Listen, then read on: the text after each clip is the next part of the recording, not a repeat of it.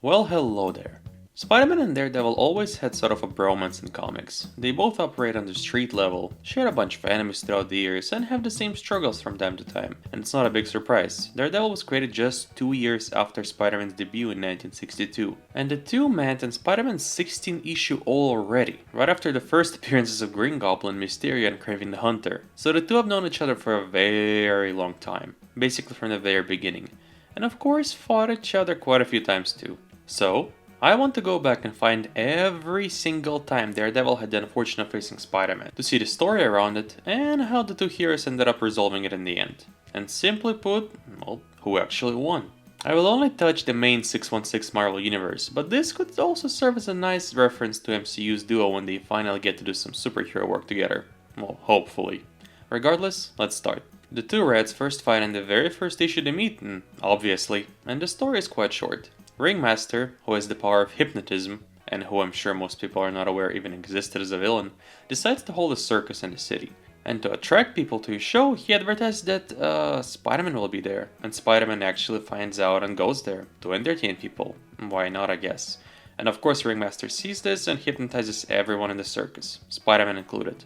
The only problem with his plan though is that he had a blind man in the audience who quickly realized something was off. Matt immediately suits up and goes to break the hypnosis. And that's when Ringmaster orders Spider-Man to kill Daredevil and the fight ensues. Daredevil manages to evade Spidey and lands the first hit. But once it comes to brawling, Daredevil immediately realizes that he cannot match Spider-Man's strength and has to outthink him instead. Spider-Man on the other hand recognizes that Daredevil is a lot more agile than he thought as he keeps on missing his punches. And just a couple of panels later, Daredevil comes up with a plan and gets high on top, manages to outflip Spider-Man in his own acrobatic way, landing right behind Spidey and taking away Ringmaster's hypnotizing hat, which gets Spider-Man back to his senses. After which the villain is taken care of quite fast by the duo. So the first fight does not really have a clear winner. Daredevil simply needed to outmaneuver Spider-Man, who was dumbed down by Ringmaster, which he did quite fast. The two heroes fight a bit more seriously just a few issues later though, this time in Daredevil's 16th issue, which is apparently their shared number now. Still can't believe how early they met, which is kinda crazy. The story in here is longer and quite a bit more convoluted, but the gist is that there's this bad guy named Marauder. He simply has a gang and his whole shtick is using technology to fight heroes. Spider-Man fought him a couple times, but he always seems to escape. One day Marauder comes up with a genius plan, like seriously. He'll make the two heroes fight, but the way he does it is, he puts on Daredevil outfit on his henchman. Henchman throws a billy club at Spider-Man, missing his shot of course, and then just runs away and hides. Spider-Man gets upset like, why would Daredevil do that? Finds real Daredevil and simply starts beating him up. Yeah, that plan actually works and made Spider-Man go berserk on Daredevil. Sweet 60s villain plans never disappoint. Spider-Man sucker punches Daredevil right away as he finds him. Matt, while being understandably confused, tries to explain that it was not him, but Spider-Man doesn't really listen. He tries to land more strikes when Daredevil starts outmaneuvering him once again, and lands a solid one in return. The Devil once again asks to listen to him, but Spidey does not care and continues attacking, landing one more strike at Daredevil. While all of this is happening, Marauder is robbing a factory for some secret engine schematics, and the plan is working just as he intended. Daredevil is slowly starting to lose his cool a bit more with Spidey. He is recognizing that Spider-Man must be young, and he's acting a little too reckless and just won't listen to him. So, he catches him mid-air, plunging him into a chimney. Now to be fair, this is the first few years since Spider-Man was actually created, so he's still young, like for real. Not like right now when the man was already married and lived 10 lifetimes and still acts like he's a boy in college kind of shit. They continue fighting, but Daredevil seems to have turned on his game. He starts evading every strike, making Spider-Man more reckless as Peter realizes Daredevil clearly has more up his sleeve than he thought. Finally, he lands his titanium wire right behind Spidey and manages to wrap it around Peter, trapping him. This ends the first battle with Daredevil being the winner. Unfortunately, he does not use this to talk some sense into Spider-Man and simply tells him to be less hot-headed, because it's comics, the fights must go on, and with that Daredevil leaves to figure out who's behind this. Peter gets free sometime later and is still pretty upset clearly. He swings around and then somehow senses the same tingling he had when fighting Daredevil, this time next to Nelson and Murdoch. I guess Spidey sense could track people back in the day, huh? Nowadays there are Spidey tracers for that. Well, Spider-Man feels that Daredevil must be in there, but all he sees is a woman, a blind man, and poor old Foggy Nelson. He crashes into the building, accusing Foggy of being Daredevil, and clearly being a bit of a menace. Matt cannot start fighting him now, because he doesn't want to reveal his identity, so instead, him and Karen try to talk some sense into Spider-Man. Spider-Man barely believes them because Foggy, well, is a little overweight, but says if he notices something weird, he'll come back and give them hell. Funniest part is when the team asks if Spider-Man will pay for their broken window, to which Peter just replies that he'll pay if they catch him. Yeah, I'm starting to think J. Jonah Jameson was onto something in the earlier Spider-Man issues, no doubt. Regardless, Matt is starting to get a bit upset over this, understandably. But instead of going for Spider-Man, he continues investigating and actually figures out what's going on. He listens in on Marauder's plan and makes a plan of his own. He stops by at J. Jonah Jameson's office and actually teams up with the guy. He tells Jonah to air a specific story on TV. A story that will lure out both Spider-Man and Marauder to the same place, which Jonah airs on TV immediately for him. Matt hopes he can have the villain talk in front of Spider-Man and explain that he is not the one at fault. But of course the plan does not go exactly as he wanted. When Matt arrives there, Spider-Man sees him and attacks immediately. Spider-Man is immediately on the offense and Daredevil is evading everything, even managing to land a couple of strikes in between. But Daredevil does not have enough strength to knock out Spider-Man, and he can only evade for so long. He gets winded and tries to talk, realizing he is only making Spider-Man more mad. But the second Matt stops to rest, Peter uses that opportunity to land a very solid strike. One Matt knows he cannot take again or he's done for, and as he's about to go on offense again, realizing he cannot make any more mistakes or he's done, Marauder finally shows up on the giant airship. Spider-Man says Daredevil got lucky and goes for Marauder instead. And even though he disposes of his henchman, the villain has this new amazing blinding gun, very conveniently. He shoots Spidey with it, leaving him completely helpless. And just as he's about to finish Spider-Man off, Daredevil shows up. Obviously the gun does not work on him, so he makes very short work of the villain, and well, saves the day. The story ends with Spidey leaving, being portrayed as the villain in the news, and Daredevil as the hero because Jonah prints the story. And even though Daredevil does try to explain to news people that Spider-Man was not at fault, it does not help. And well, with that it's the end. Surprisingly to me, Spider-Man does not even try to apologize to Daredevil and just leaves. But Matt seems understandable, so I guess it's fine. And that was basically the end of round 2, to which I think we can say Daredevil ended up barely winning. He won the first fight, nearly lost the second one, but he was the one who saved the day in the end. But keep in mind, this was a Daredevil issue, so it's a little biased, don't get me wrong. Now before they fight again, I wanted to do a nice little moment between the two as well, which takes place only a few years later. Daredevil swings around and suffers mentally over Karen Page. How he cannot make it with her and how he blows every chance because of his superhero duties. Spidey notices Daredevil swinging by and thinks of how he envies Daredevil. How Matt is probably the luckiest guy in the world, at the same time suffering the exact same thing, but over Gwen Stacy. Note that Gwen was still alive at the time but hated Spider-Man. During this issue we're shown that personal struggles of both are very similar, and both aren't very far away from each other really, at least in their first 2 years. Overall it's a very nice parallel in my opinion. One key difference, though, is that Daredevil is apparently loved by the public, and poor Spidey is hated, which he points out quite clearly. At least that's what Peter believes, and it really demoralizes him. By the end, they both team up to fight Namor, who's stronger than both of them and actually holds his own very well. But it was a nice little piece of bromance between the two after the first few fights, and it shows how well they can actually work together, so I just wanted to point it out. But enough of nice, time for the next round. The next fight rings out in the spectacular Spider-Man issue 110 in 1987, during famous and very critically acclaimed story arc that I'm sure most people know, the death of DeWolff. Now it's been quite a few years at this point and both characters are full adults now. Even though their arc takes place in Spider-Man's run, all 4 issues are pretty much shared between the two characters. And the story is a classic whodunit, where a mysterious villain, Sin Eater, who is basically a mentally insane strong guy with a shotgun, started going around killing important people to these two characters. He murders Peter's friend police detective DeWolff and Matt's friend Judge Horace, so the two begin investigating. And here's where we can see a pretty big fundamental difference between Peter and Matt, both in distress.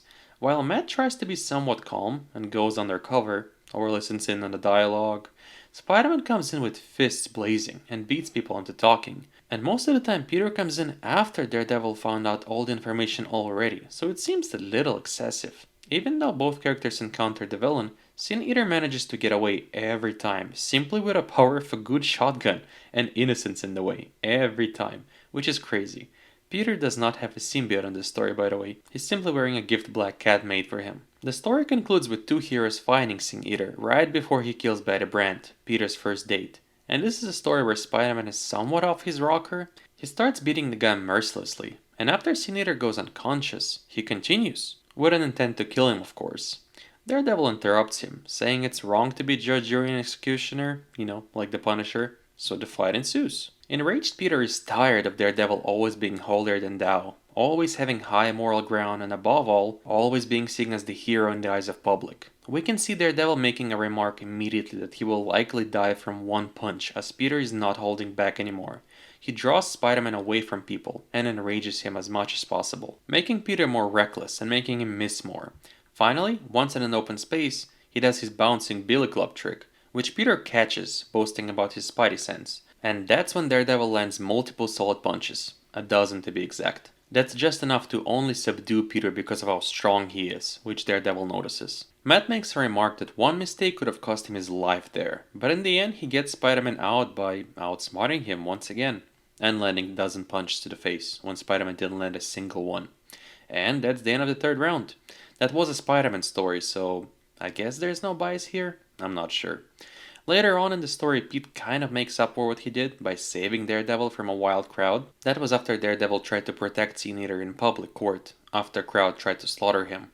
Even though he called Matt an idiot friend while doing that, which is a little weird, well regardless, Daredevil understands and the two make up. Matt reveals he knew who Peter was immediately because of his distinctive strong heartbeat, and he tells his own secret identity as well. This is officially the start of a more closer bromance, as Matt also promises to help Aunt May's close friend with a court case. This comic book has one brilliant line that gives another full in-look into both characters. At some point Daredevil thinks to himself, does Spider-Man feel too much, or do I feel too little? Both work the same case, but while Spidey was a bit too emotional, Matt was a bit too calm, I guess. In an arc called Gang War just a few years later, Amazing Spider-Man 287, Matt works secret detail together with the government and Falcon, surprisingly, to protect Kingpin from being assassinated. And they want to make sure he can rein in all gangs that have sprung off and are causing chaos throughout the city. They had a very convoluted, somewhat weird plan, but basically the gist of the story was that Matt believes anyone deserves a fair trial, even Wilson Fisk of course, and he does not want him to die from some random assassination attempt. But the most important thing is, once again, he wants Kingpin to rein in all the gangs that are starting wars throughout the city, because when Kingpin was in charge, none of this actually happened, and a lot less people died. Peter, however, disagrees and is a little bit off hinge again. He does not like them protecting Kingpin, and it kind of adds chaos to the mix. This whole arc is a little too chaotic and seriously a bit ridiculous for my liking. The actual fight happens when Daredevil dressed up as Kingpin, so he would be assaulted instead of Fisk, and Spider-Man gets there just so they can have a fight. This time though, Spider-Man is coming off much stronger. He starts webbing up Daredevil's arms, not giving him a chance to evade, strike, or punch. And just as Matt is almost out cold for good, because Spider-Man is just giving so many hits non-stop, a sniper aims and shoots at Spider-Man, and Daredevil jumps in and reflects the bullet to save him at the last second. That did look like a hell of a beating though, so I'd give this round to Spider-Man. Matt explains everything to Peter later on, how all of this was to collect legal evidence to actually put away Kingpin, at the same time saving everyone from needless violence, including the bad guys, and how he wants to work according to the law and everything, blah blah blah. But Spider-Man was once again up there with all the morals and just wanted to deal with the criminals in a different way. I'm not 100% sure why, because Spider-Man doesn't kill, but I guess that's fine. Anyways, this whole fight I think was a little too ridiculous and I don't like this arc. But Spider-Man did get his first win technically, so we'll count that in. Next up, we have somewhat edgy 90s where nothing of importance really happened. Daredevil and Spidey had a very short fight when Spidey got mind controlled, again, where Matt took a solid hit at first, but then dodged a bunch of hits and made Spider-Man snap back to reality. Earlier in the decade, Daredevil was also the one who got off his rocker a little. He faked his death and went off deep end in the new black and red armor, going after criminals a bit more rough than normal, but still not killing them, abandoning his Matt Murdock identity completely, and Peter was the one to reel him back in. He tried to help Matt with all he could and brought him back to the ground a little more, and even though a fight almost starts, Matt swings at him and Peter grabs him by the throat. This Spider-Man is a lot less hot-headed now, and immediately calms the situation down. He brought Daredevil down from his high horse and actually teamed up with him instead of fighting him this time. Together they went to kick All Man's ass. And that was it. 90s for comics was a very strange decade, but Spider-Man is surprisingly more mature now, so I really like it. And finally we're moving to modern day. And by that I mean 2000s and onwards. And Spider-Man and Daredevil mostly stopped fighting during this era completely. The two shared a lot of stories together, but now they see eye to eye almost always. Primarily from what I can see due to Spider-Man being a little more calm-headed, funny enough, comparing to wild 70s and 80s. Both characters are now doing things more in line with law rather than wanting to beat up criminals senselessly, like Spider-Man did during Black Suit era, or Daredevil during his own Black Suit era. They help a Black Cat by clearing her off of a crime she did not commit, during which they go through a lot of adventures together that was awesome. And Daredevil ends up dating Black Cat surprisingly, while poor old Spider-Man is left alone. Yeah, we're getting closer to Spider-Man getting cooked by everyone era. There was also a very gritty story about dealing with a new Yakuza gang, where Spider-Man and Daredevil also teamed up with Iron Fist and Luke Cage. This was a full-on street-level crime drama that is hard to forget. Finally, an absolutely amazing team-up was them infiltrating a secret casino and retrieving hidden files, Secret Spy Casino Royale style, and that was one of the best team-ups they've ever had, honestly. And overall, seeing these two in comics in the past 2 decades is just a pure joy. Some of the best comics I've ever read. Now, there was a Shadowland arc when Daredevil was infused with the magic of the hand, became possessed and fought the Avengers, but he was not himself at all, and was way over the power level of anyone in these fights, Spider-Man included. And finally, we're coming to one of the more recent runs, and the last known fight between Spider-Man and Daredevil as far as I know. And these are one of the best comics I've ever read in the past couple years. So let's get on with it. The story premise is simple, but genius in my opinion.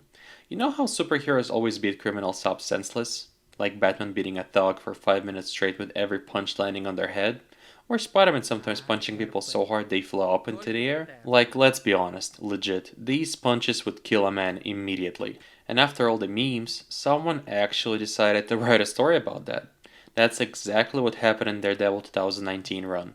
When Matt simply missed his mark just a little, it was far enough to kill a simple criminal. That was the moment Matt's life changed forever. He killed a small-time thug, and there's no way back. Of course he did not believe it at first, thought it was all a plan of Kingpin to drive him insane or something.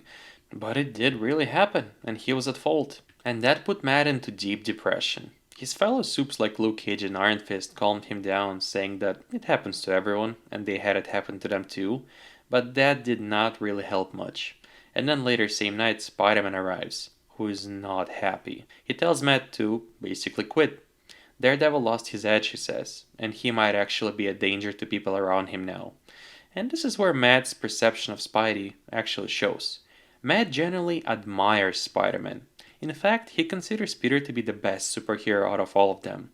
And Peter bringing him down like that, well, that was the breaking point for Matt. Spider-Man threatens that if he ever sees Matt do superhero stuff again, he will come back, and Daredevil will regret it. And so Matt completely quits being a superhero. For a pretty long time from what I remember, about a year at least. But of course later on in the story, Matt comes back and redeems himself. He takes down an entire Sinister Six on his own in the middle of New York, saving countless lives. Basically reaching next level upgrade in his own way, mentally and physically. After the fight, Spidey's back and is ready to fight. He told Matt to stay down, and he didn't.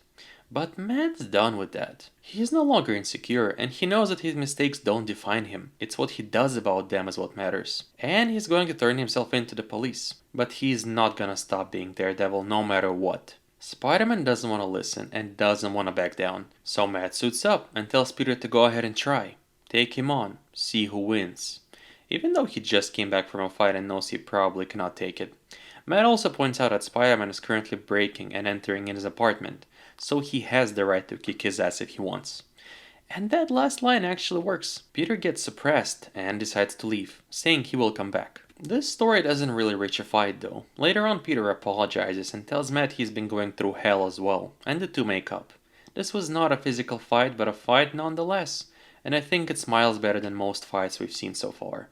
It does not stop there though. Last fight, as far as I know, happens a couple years later. And this one is a full-on physical fight alright. Matt assembled his own fighting clan to defeat the evil clan of the Hand once and for all. At that time, Hand actually pronounced Punisher as their god and leader, and revived his wife and children. In return, he was serving as their king basically. But during the final culmination, Avengers drop by, Spider-Man included, and that's when Matt and Spidey have a full-on fight. Note that at that time, Matt is physically enhanced and he's stronger than normal. Nevertheless, he is pretty beat up and starts losing at first, missing a punch here and there. He recognizes that Spider-Man is holding back unlike last time, and this is why he's still alive. And he knows he needs to get high ground fast. Matt mentions that even though Spidey is the best superhero and stronger than him, he is naive. And without the time on his side, Daredevil ends up tricking Spider-Man. He pretends to give up, saying that he can no longer take any of it, and when Spider-Man gets close enough, he takes his web cartridges, breaks them, and unleashes all of that back on Peter. Then he applies just enough pressure to knock Peter out, mentioning that he almost broke his fingers doing that. And that's the fight! Both characters had a very long and at times convoluted journey throughout the years, but despite everything they share a great respect to each other, and after this fight they are once again friends in comics, and are always ready to help each other at the time of need. When it comes to them actually fighting, let's be honest, Spider-Man is of course stronger, and technically should be able to defeat Daredevil most times, but as we can see he doesn't. In most of these fights, Matt won by simply thinking way ahead. Remember, he's a very good lawyer after all. And we know that Spidey tends to be kind and often holds back, just like he did in the last fight. The final reason why Daredevil won in most tussles is because Matt is also portrayed as the underdog. He's simply at a disadvantage against Spidey, almost always, and the writer making the comic wants the underdog to win despite all odds, just like we do. So, there's that.